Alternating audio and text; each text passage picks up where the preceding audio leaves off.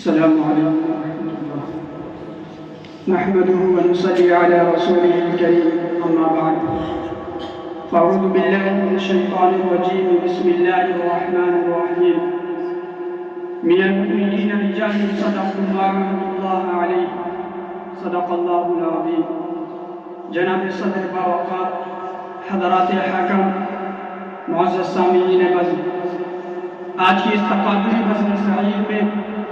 موضوع خطابت ہے شاعر بشیر علامہ اقبال علیہ الرحمہ کا یہ مشہور معروف نغمہ،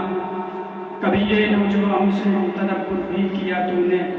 کبھی یہ نوجوان مسلم تدبر بھی کیا تو نے، وہ کیا گردو تھا تو جس کا ہے ایک بوٹا ہوا تارا۔ حضرات، اس دنیا رنگ و بو میں ہر روز کفر و شرک، ارتداد و الحاد کے طوفان اٹھتے ہیں، بغاوت و سرکشی کے بادل اٹھتے ہیں، ضلالت و جہالت کی آندھیاں چلتی ہیں، نافرمانی و سرکشی کی موجیں اٹھتی ہیں،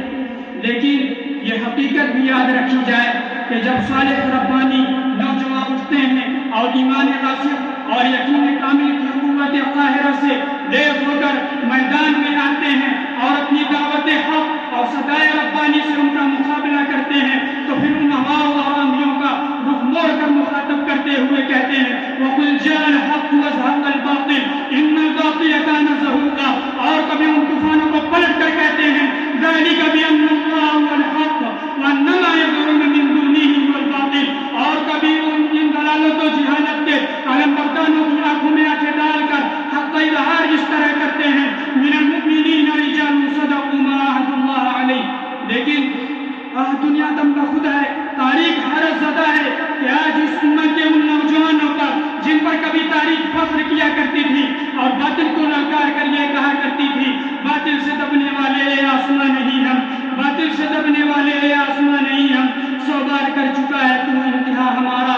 آج ان نوجوانوں کو شراب و کباب اور رقص و سرود کی محفلوں نے اور غفلت کے صحبہ دلوں نے اپنے بلند مقاصد سے بہت دور کر دیا اور ان کے بلند عزائم کو زمین بوس کر دیا اور ان کے بلند حوصلگی کو زیر زمین دفن کر دیا اور ان کے جذبہ جہاد اور شوق سیادت کو سرد کر دیا۔ انہی نوجوانوں کو ان کا روشن آفتاب نغمہ دلاتے ہوئے علامہ اقبال علیہ الرحمہ نوجوانوں سے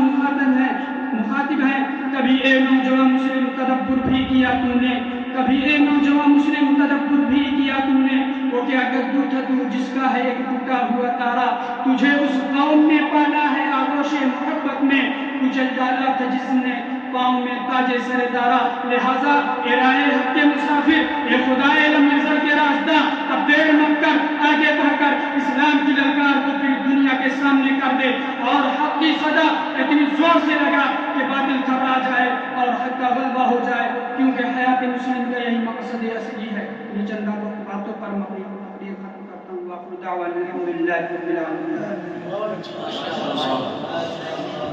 ماشاءاللہ۔